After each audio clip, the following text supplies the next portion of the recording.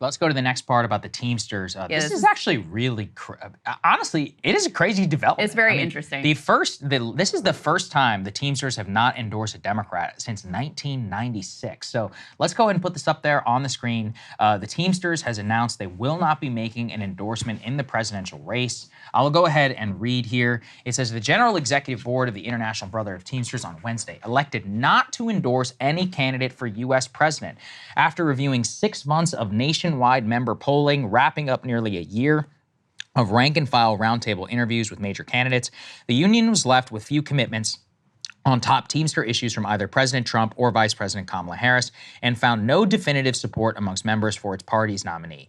In data released publicly earlier this day, President Biden won the support of Teamsters voting in straw polls at local unions between April to July prior to his exit from the race. But in independent electronic and phone polling from July to September, a majority of voting members twice selected Trump for a possible Teamsters endorsement over Harris. The union's extensive member polling showed no majority support for Vice President Harris and no universal support amongst the membership for President Trump. He goes on to say the Teamsters thanks all candidates for meeting with the members. So this is an extraordinary development, obviously for a couple of reasons. Traditionally, the Teamsters always just endorse a Democratic candidate, but Sean O'Brien has made some interesting plays in the last couple of months. So he spoke at the RNC convention, which was kind of shocking. And not only did he speak at the RNC convention, he gave, a blistering speech against corporate profiteering. The crowd kind of didn't know what to do with it. They were like,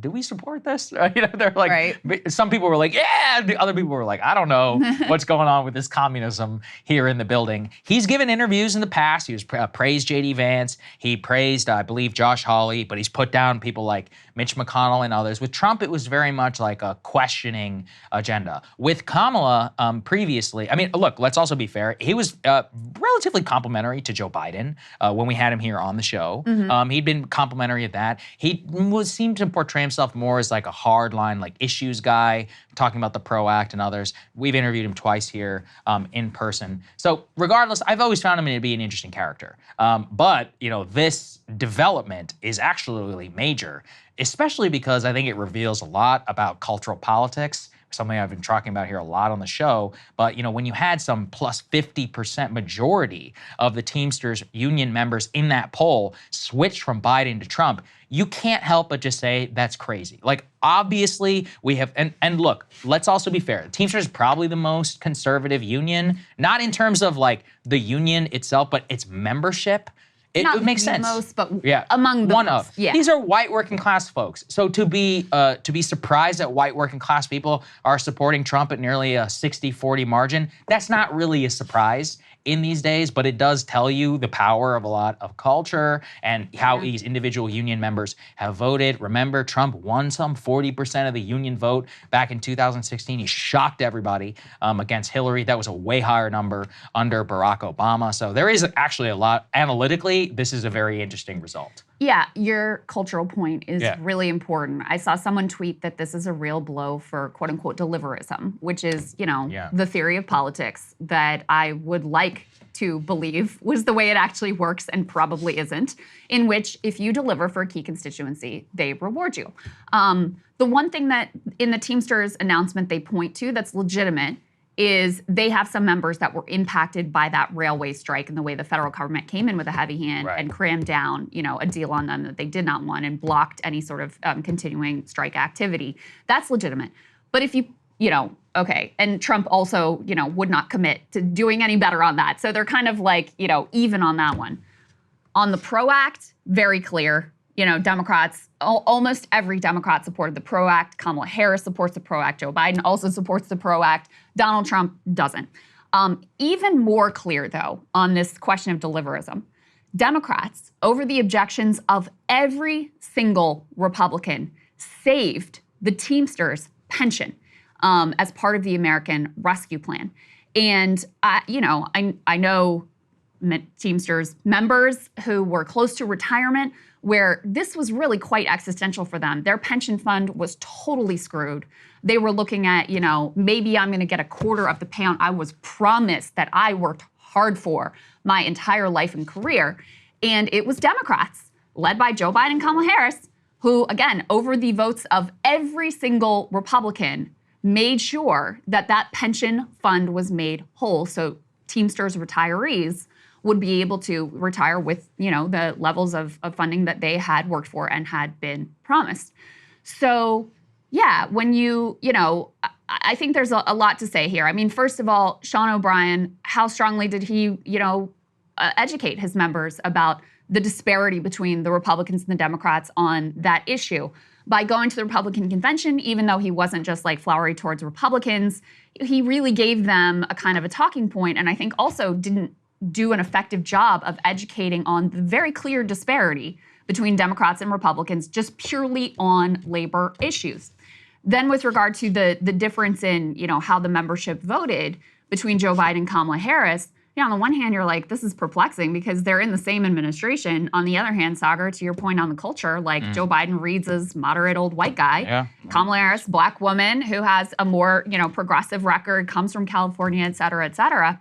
It's hard to think that it's anything other than that, cultural vote. I think that's given that on labor, they have an identical record and posture. I mean, I guess the case you could make, we had Teamsters president on, talk about Gavin Newsom. A lot of the Teamsters people hate California. They don't like Gavin for signing, that bill about driverless cars that he overruled the Teamsters on. That's the last time what does she that have we to talked do with to him. that? No, I'm just saying, their parent, they're like, that? look, she's some California, Silicon Valley, liberal, which is kind of true. Her record on unions is rock solid, though, and Trump's record on unions was horrific.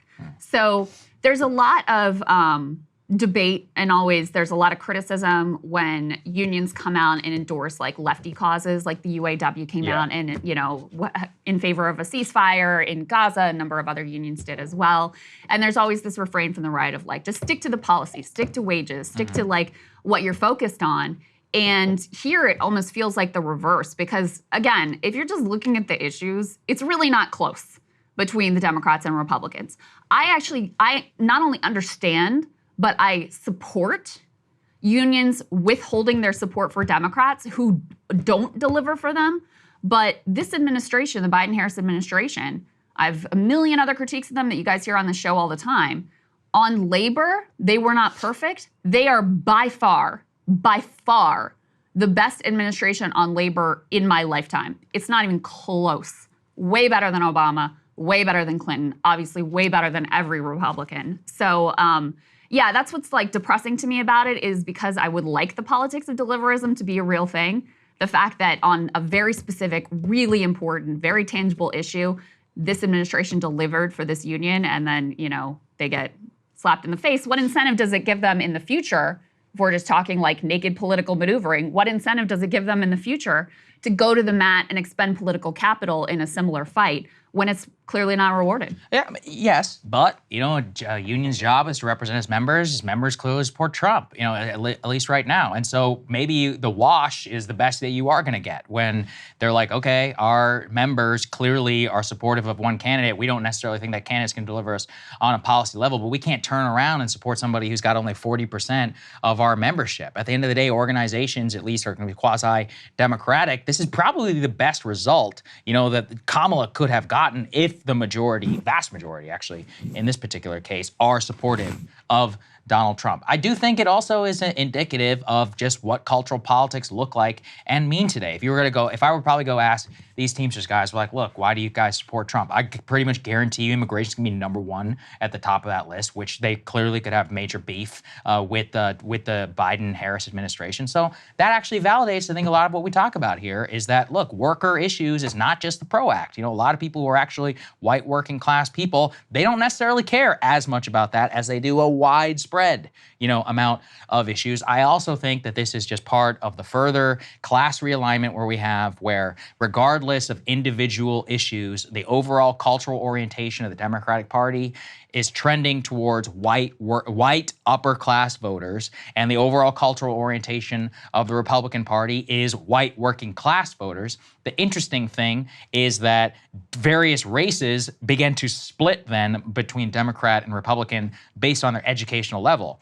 And I love this. I just see a poll this morning from New York Times Siena, high quality. Harris-Trump tied at the national level. Yeah. Terrible.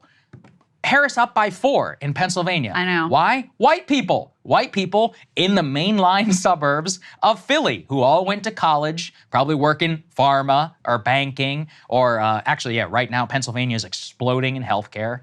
So it's like this was a bunch of rich doctors and nurses who are pro-Kamala. Now, I actually love that result just because, again, it demonstrates like what, first of all, it validates a lot of stuff that we say here about class dynamics and orientation, but it also just shows you how different the current electorate is from the past, and then the various ways that things look. So we talked about SALT, right? Well, now we have two pro-SALT candidates. So rich people in blue states should be very happy. Now we also— Actually, do we know where Kamala stands on SALT? I'm not sure that we do. I don't know that she does support it.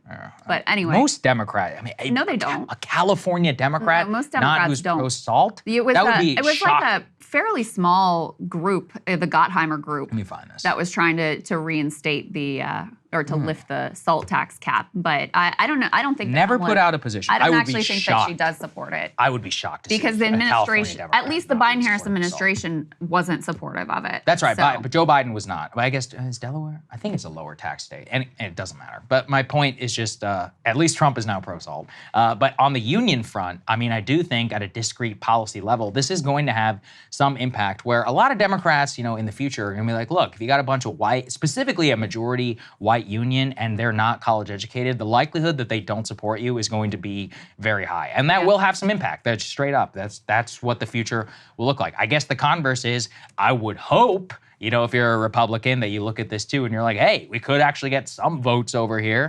So maybe one or two. You got JD in the White House. If he wins, he's in the White House. This would be a chit that him and his staff would be able to use if they were talking about Teamsters and they were up against, let's say, a Larry Kudlow across from the desk, and they could remind someone like Trump. Which way will Trump go? No clue. Evidence suggests probably in the Kudlow direction. But you never know. I mean, Trump won't hesitate to throw Sean O'Brien and the Teamsters under the bus the moment that it conflicts with Bill Ackman or whatever. Maybe. I don't know if that's true. He loves the union support. Judging by past record, that's what we have to go on.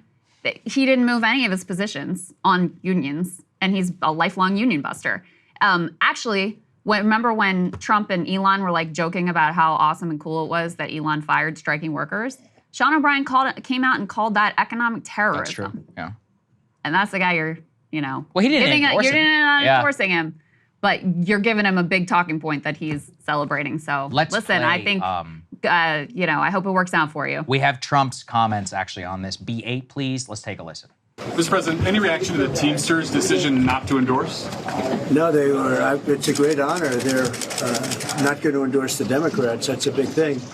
And this is the first time in, I guess, 50, 60 years that that's happened. Democrats automatically have the Teamsters. They took a vote, and I guess I was at 60% or more, and that's a great honor. I mean, it's really, I've had a lot of Teamsters work for me, a lot of the concrete trucks, and built all these buildings that you see in New York City, the Teamsters. There you go. It's a great honor to not be endorsed by the Teamsters. Hey, if you like that video, hit the like button or leave a comment below. It really helps get the show to more people. And if you'd like to get the full show ad-free and in your inbox every morning, you can sign up at breakingpoints.com. That's right. Get the full show, help support the future of independent media at breakingpoints.com.